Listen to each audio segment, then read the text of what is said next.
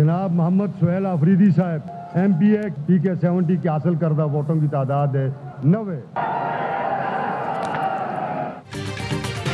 PTI के Suhail Afridi 90 vote लेकर खैबर पख्तूनख्वा के नायब वज़ीर आला मुंतखब। असेंबली से खिताब में कहा, किसी पर्ची से वज़ीर आला नहीं बना, मेहनत करके यहाँ तक पहुँचा हूँ, मेरे पास खोने के लिए कुछ नहीं है, एहतजाजी सियासत का चैंपियन हूँ, असीरान की रिहाई के लिए आज से इक़दामात शुरू कर देंगे, मेरे होते हुए यहाँ कोई ऑपरेशन नहीं होगा। गैर कानूनी मुकीम अफगानों को मुल्क से निकालने की मुखालिफत करती।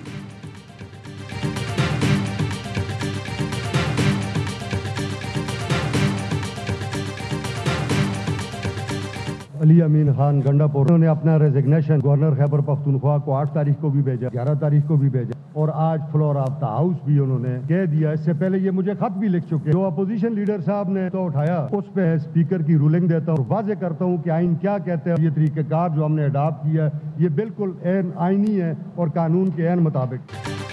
खैबर पख्तूनख्वा असेंबली से ऑपोजिशन जमातों का वॉकआउट, वज़ीर आला के इंतखाब के खिलाफ कल अदालत जाने का ऐलान। Speaker KP assembly Babar Saleem ने रूलिंग देते हुए कहा, वज़ीर आला मुस्ताफी हो जाएं तो गवर्नर की मंजूरी लाजमी नहीं। अली अमीन गंडापुर ने आज फ्लोर ऑफ दी हाउस इस्तीफे का ऐलान किया है। आज का इजलास आइन और कानून के मुताबिक है, आइन ख्वाहिश पर नहीं चलते। ऑपोजिशन लीडर इबादुल्ला का कहना है, एक वज़ीर आला की मौजूदगी में दूसरे वज़ीर आला का इंतखाब गैर आइनी है।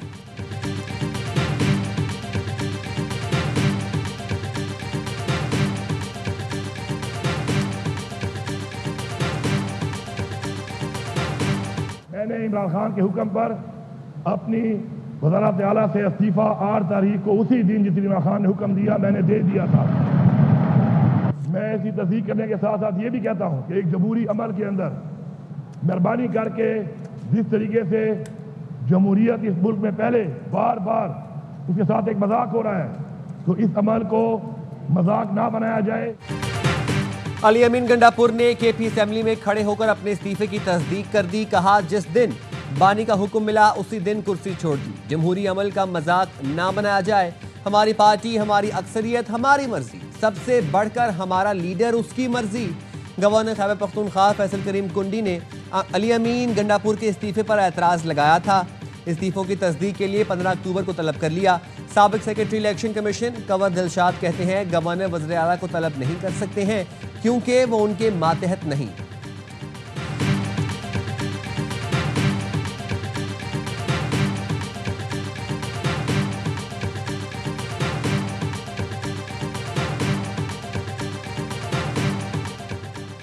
सुप्रीम कोर्ट में 26वीं आईनी तरमीम के खिलाफ दरखास्तों पर समाअत। वकील आबिद जुबैरी ने कहा, यह बहुत अहम केस है, इसलिए फुल कोर्ट जरूरी है।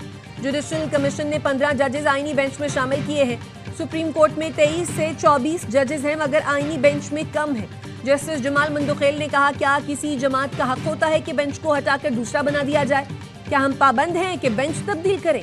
आप क्यों चाहते हैं कि 26वीं तरमीम से काबिल जजेस पर मबनी फुल कोर्ट बने? चीफ जस्टिस का क्या होगा? क्या चीफ जस्टिस बेंच में नहीं बैठेंगे? चीफ जस्टिस 26वीं आईनी तरमीम के तहत बने हैं। अगर तरमीम न होती तो याहिया आफरीदी चीफ जस्टिस न बनते। आप कह रहे हैं 8 जजेस बैठकर केस का फैसला करेंगे तो गलत होगा।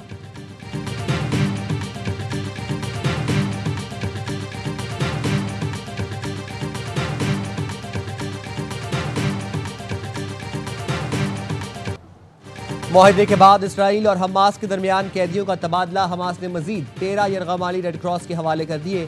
इससे पहले 7 यरगमालियों को रिहा किया गया था। यरगमालियों के इस्तकबाल के लिए तल अवीव में हज़ारों अफराद जमा। इसराइली वज़ीर आज़म ऑफिस का कहना है, तमाम यरगमालियों की रिहाई के बाद फ़लस्तीनी कैदियों को छोड़ा जाएगा। रेड क्रॉस की बसें फ़लस्तीनी कैदियों को लेने के लिए ओफर जेल पहुँच गईं। 250 फ़लस्तीनी कैदियों को मगरबी किनारे पर छोड़ा जाएगा।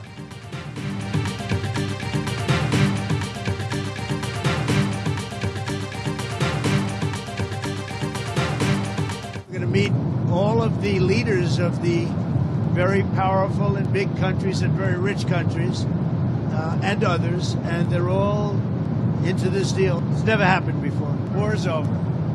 The war is over. It's been centuries. I think people are tired of it. The ceasefire is going to hold.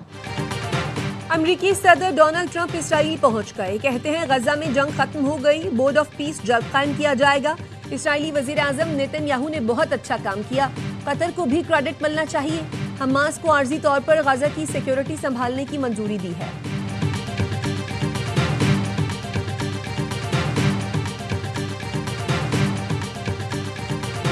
Gaza मुआहदे के पहले मरहले की दस्तखत की तकरीब आज होगी। वज़ीर आज़म शहबाज शरीफ तकरीब में शिरकत के लिए मिस्र पहुंच गए।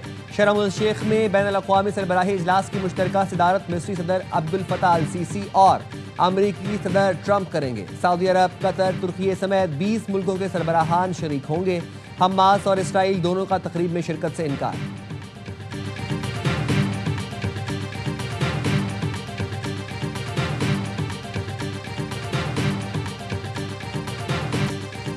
अफगान तालिबान और भारतीय स्पॉन्सर्ड फितना खवारिज के हमले पर पाक फौज का मुंह तोड़ जवाब। 200 से ज्यादा अफगान तालिबान और खारजी मारे गए। कई दहशतगर्द कैंप भी तबाह किए गए। पाक फौज ने 21 अफगान पोजीशंस पर कब्जा कर लिया। फायरिंग के तबादले में पाकिस्तान के 23 सपूत शहीद हुए। ISPR का कहना है अफगान तालिबान रजीम दहशतगर्दों की सरपरस्ती से बाज आ जाए। अफगान वजीर खारजा के दौरा भारत के दौरान इश्तियाल अंगेज कार्रवाई इलाकाई अमन के लिए खतरा है। पाकिस्तान अफगान तालिबान को कहता हूं, भारत कभी आपका खैरख्वाह नहीं हो सकता। भारत कभी भी मुसलमानों का दोस्त नहीं बन सकता। अफगानिस्तान की सरजमीन पाकिस्तान के खिलाफ इस्तेमाल हो रही है। अफगानिस्तान पर मुश्किल वक्त आया तो भारत जश्न मनाएगा। अफगान अबूरी हुकूमत पाकिस्तान के साथ बैठकर मसाइल हल करे। अमीर जमात इस्लामी हाफिज नईमुर्रहमान का पेशावर में गाजा मार्च से खिताब। कहा, इसराइल को तस्लीम ना करने का फैसला पूरी कौम का है। मुसलमान और अरब मुल्कों की कमजोरी की वजह से इसराइल ने फलस्तीनियों का कत्लेआम किया।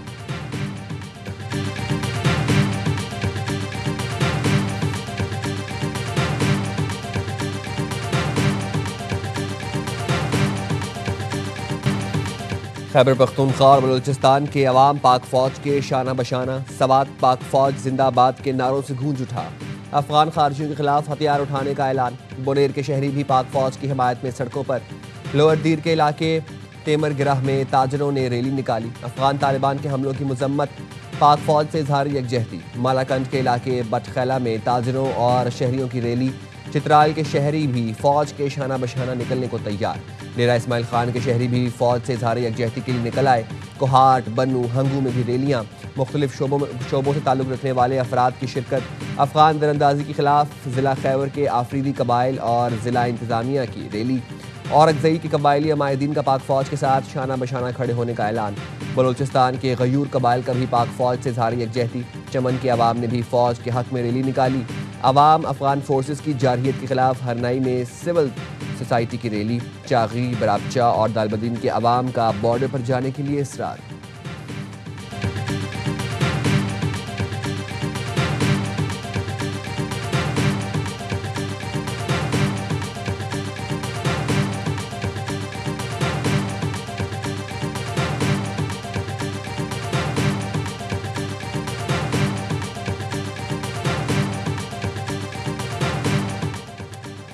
कराची में गैर कानूनी तौर पर मुकीम अफगान शहरियों के खिलाफ ऑपरेशन शुरू। पुलिस हुकाम के मुताबिक ऑपरेशन में पाकिस्तान रेंजर्स, CTD और सोहराब गोट पुलिस हिस्सा ले रही है। मुतादिद अफराद को हिरासत में ले लिया गया। तहकीकात का अमल जारी।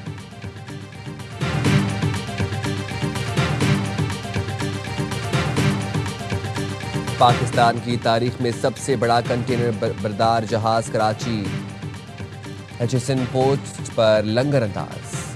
HSN पोर्ट पाकिस्तान का वाहिद गहरे पानी का सबसे बड़ा कंटेनर टर्मिनल है। MSC मिकोल जदीद तरीन कंटेनर जहाज है। जहाज की आमद आलमी शिपिंग लाइन्स के पाकिस्तान की बहरी सलाहियत पर बढ़ते एतमाद की अक्कास है। दीदा जेब गलियां, स्ट्रीट लाइट्स, खूबसूरत पार्क। कराची के गुलबर्ग टाउन में मॉडल मोहल्ला तैयार। मुनम जफर कहते हैं, ये मोहल्ला पूरे कराची के लिए जमात इस्लामी का विजन है। हमारे 9 टाउन चेयरमैनों ने इख्तियार से बढ़कर काम किया। 42 स्कूलों और 170 से जायद पार्कों को बहाल किया। जो काम KMC और मुर्तज़ा वहाब के थे वो भी हमने किए। कुछ लोगों ने शहर को करप्शन का बाजार बनाया। वसाइल पर काबिज है।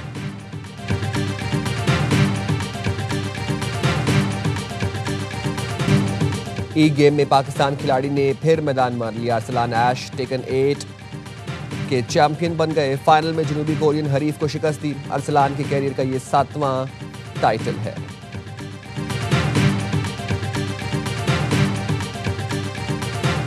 पाकिस्तान और जनूबी अफ्रीका के पहले टेस्ट का दूसरा रोज। पाकिस्तान 5 विकेट पर 313 रन से खेल बढ़ाएगा। मोहम्मद रिजवान 62 और सलमान आगा 52 रन के साथ क्रीज पर मौजूद। मैच के पहले रोज पाकिस्तान के 4 बल्लेबाजों ने निस्फ सेंचुरियां बनाई।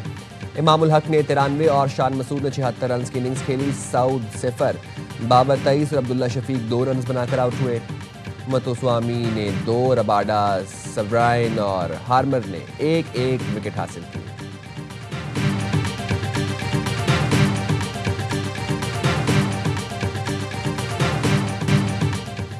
विमेंस वर्ल्ड कप में मेजबान टीम को लगातार दूसरी शिकस्त। कैंगरूज ने 331 रन का रिकॉर्ड टोटल 1 ओवर पहले हासिल किया। कप्तान एलिसा हेली ने इवेंट की सबसे बड़ी 142 रन की शानदार इनिंग्स खेली। और हकीकी और डिजिटल दुनिया का टकराव, एआई मखलूक आते ही बॉक्स ऑफिस पर छा गई। हॉलीवुड की science fiction film Tron Aries release के 3 दिनों में $33.5 मिलियन कमाकर सबसे आगे रही।